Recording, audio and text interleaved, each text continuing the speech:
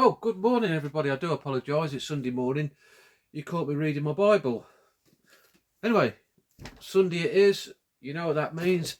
It's time to have a look at my weekly watches. This week we've got a rather small pile for me. Single figures, I believe. Been quite a bit of football on the TV, been keeping me occupied and things like that. But not a decent amount, but some decent titles. Let's get into it and tell you what I've been watching. First off, I dived into my Lubitsch in Berlin, 1918 to 1921, a Eureka Masters of Cinema. This is 6 silent films, apparently fairy tales, melodramas and sex comedies, it says at the front. These were really good. I watched the first 2 on it. The first one being I Don't Want to Be a Man. Now this was starring a young actress called Ossie Aswaldo, I think is how you say her name. And they say silent cinema, people don't like it because of not much acting, but I disagree. I think the actors and actresses were even more skilled in them days because there's no dialogue. They have to say everything with their face. Expressions are king. And this girl in this, her face was so expressionable. She's really, really good. Really captivated me. Now this film, I Don't Want to Be a Man. It's all about this girl played by Ossie, and I suppose she's late teens, early 20s. And in them days, I think women were brought up, encouraged to become housewives, not really go out and enjoy themselves like men. And she didn't like that. So what she did, she went to the shop, she bought herself a evening suit, slicked back her hair, went out in disguise as a man to go to nightclubs and live the high life. And yeah, really, really good stuff. Hilarity ensued. At one stage, this guy fell for her and they're having a kiss at the nightclub, which, to look at it as 2 men kissing, which I should imagine for 1918 German cinema was quite shocking for audiences. But in the end, she undisguised herself, for want of a better word, and they fell in love. And when she found out he was a girl all along, he just started laughing, which really tickled me. Yes, that was really, really good start to the week. Then after that, actually it was the same night, I watched the next film on here, which was The Doll, and it also starred Ossie Aswaldo, and she was even better in that one. This film was about he's a local dignitary and he had no successors to pass his money and his title on and things. He only had a dim-witted nephew. So he told the nephew that if he was to get married, he'd get a dowry of so much money, but the nephew didn't want to get married. So he went to a doll maker who made him this life-size doll of Ossie Oswaldo, and he was going to use that to fool everybody to think that he got married. But what happened, the doll got broken, and the doll maker's daughter was the model of the doll. So without the nephew knowing, she swapped places with the doll and had to pretend she was a doll. And yeah, it's really, really, it's quite laugh out funny stuff. Like, she pretended to be a doll and they went to the wedding reception. And because she pretended to be a doll, she couldn't eat or drink, and she was hungry and thirsty. She had to sort of snaffle a bit of food when nobody was watching. I really, really enjoyed it. Really, really good stuff. In the end, you can imagine what happens. Again, he finds out she's real, and they fall in love for real, and then they get married for real. Yeah, really, really good. And that's the first 2 I've watched on that set. If them are any sign of the quality of what's to come, I think this is going to be a staple of my collection from now on, and stuff I'm really going to enjoy. Yeah, really, really good stuff. Highly recommended. Silent cinema's not for everyone, but if it's your bag and you can get a copy of that, like I say, I really recommend it. It's quite expensive now. It's heavily out of print. I think you're looking about 30 odd quid on eBay, 25 on CX, but they've got nothing in stock. Yeah, good night's viewing them 2. Next up was one that I streamed, but since I watched it, Larry's come up with the goods and sent me a physical copy of Equalizer 2, which I'm very, very grateful for. I've loved these first two films in this series. Denzel in it is such a lovely character. He's a sort of bloke you can imagine is going to help anybody. Anybody who needs a favour, he's a guy, he's going to come round, he's going to sort you out. But underneath this, that nobody knows, is this badass character that takes no crap, that sorts people out. And in this one, it's about his old boss and friend. She gets killed in what looks like an attempted burglary gone wrong, but there's more to it than that. And John and the Equalizer, he has to go and sort it out. In the old film, he worked in a DIY place, a bit like B&Q or Wicks that you get over here. Now he's sort of not an Uber driver.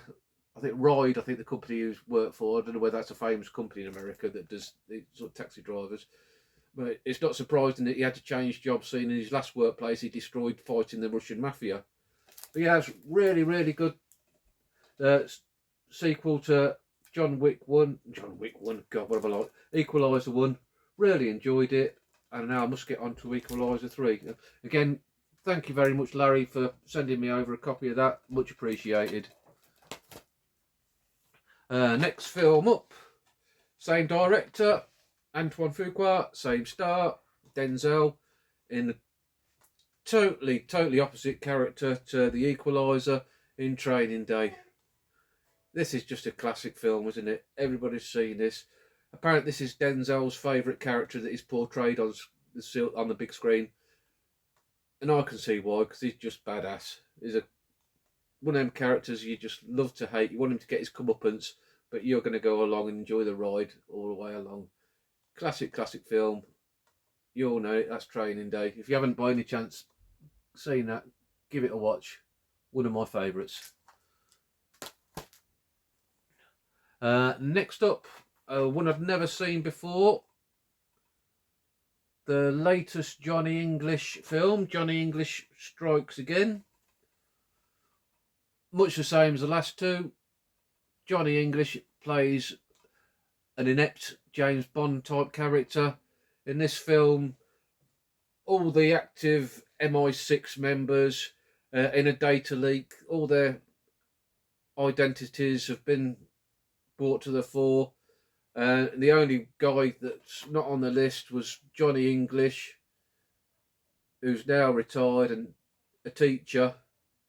So he has to be brought back into action to go and sort it all out. Yeah, really, really good stuff. Rowan Atkinson, he drives an Aston Martin in this, and apparently it's his own Aston Martin that he bought 6 months previous with the view to filming this.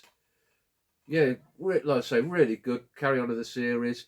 There's a virtual reality scene in here where Johnny English is supposed to be using their VR headset and going around and familiarising himself with the bad guy's house, so that when he goes and does a raid there, he knows where he's going. But instead of doing it on a treadmill, he ends up walking around the streets of London thinking he's going around this guy's house, and he's on the top of a double-decker bus beating people and everything. Really, really funny scene that was, as a standout for the film. There's Johnny English Strikes Again. Apparently, Larry tells me there's a new one in production, and hopefully it won't take me 6 years to get around to watching that. Yeah, really good stuff. Next up, and I think pick of the week for me, was second in the female prisoner series. I always forget the exact names of them. Female prisoner, Scorpion Jailhouse 41. In this one's a carry-on from the first film, where the hero, which a name I've forgotten, Naomi, played by Micah K. Jill. Excellent Japanese pronunciation there. After escaping and being recaught last time, she's done a year solitary underground in the prison. She gets released for the day because there's some dignitaries visiting the prison, and manages to escape with 6 other prisoners, and hell ensues from there. I really, really love brilliant exploitation films. You can see where Tarantino got influences from this sort of stuff. I saw a lot of sort of like Django Unchained and that. yeah, you can really, like I say, see where Quentin went for with his films after watching stuff like this. Some would say stole, I'd say influenced. Yeah, really, really good. My pick of the week. That's the second out of the 4 of that box set. I'm going to get into another one this week. Really, really enjoying that set. Anybody, if you've got any interested in picking it, the Arrow box set up, get it. It's really, really good. Next up was a film that Larry had kindly sent me over to. You might have seen it in my last pickup from Larry. Mosquito Squadron. I'm a big fan of air warfare films, and I couldn't remember whether it was this or 633 Squadron I'd seen before, and I don't think I'd seen this before. It wasn't familiar at all, but I think that and that 633 is quite similar, where they're going and trying to bomb the V1 installations in France during the war. I always thought, because they used the bouncing bomb, the Barnes Wallis bouncing bomb, I always thought that was specially designed and only used for the Dam Buster raids. But now apparently it's used in other raids, and that's something I'd learned. So, watching movies, educational, don't go to school, kids, just watch movies and you'll be alright. Mosquito Squadron, good stuff.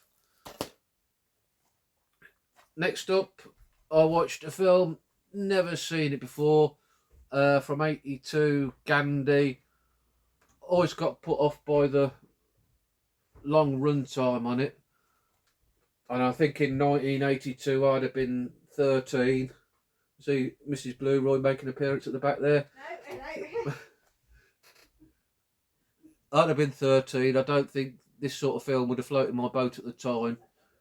But after watching it after all these years, and it's best part 3.5 hours long, I really enjoyed it. The run time soon went by. I was never bored at all, and the cast in it, phenomenal. I wrote it down. Just listen to this. They say about ensemble casts on films, but this is something else. Ben Kingsley, Edward Fox, John Gielgud, Trevor Howard, John Mills, Martin Sheen, Syed Jeffries, John Clements, who Stuart George would know from The Four Feathers, Richard Griffiths, Nigel Hawthorne, Daniel Day-Lewis, Bernard Hill, and John Savidan, who played Fred Elliot in British soap opera Coronation Street. That won't mean anything, I suppose, to my overseas viewers, but over here, Fred Elliot, he was an iconic character in Coronation Street.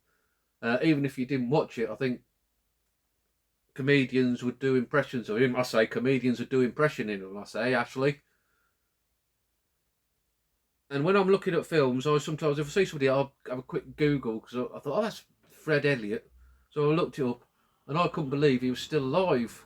And he was in his 80s. And then, believe it or not, the next day I'm with my friend. We're in Sainsbury's of all places, and he says, "Did you hear Fred Elliot died?"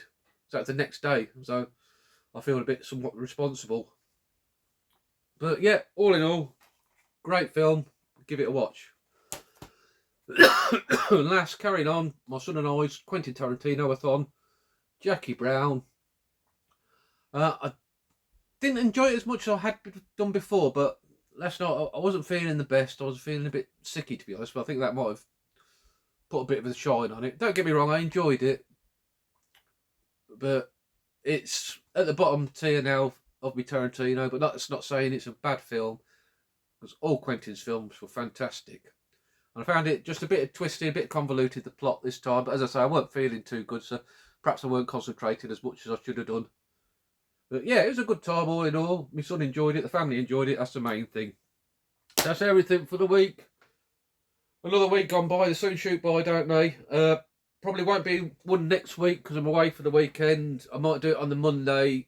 If you're really going to miss me, just put it down below if you can't bear to be without me for a few days, and I'll see what I can do. All right. Anyway, thanks very much for watching. You all be good. Ta-ra.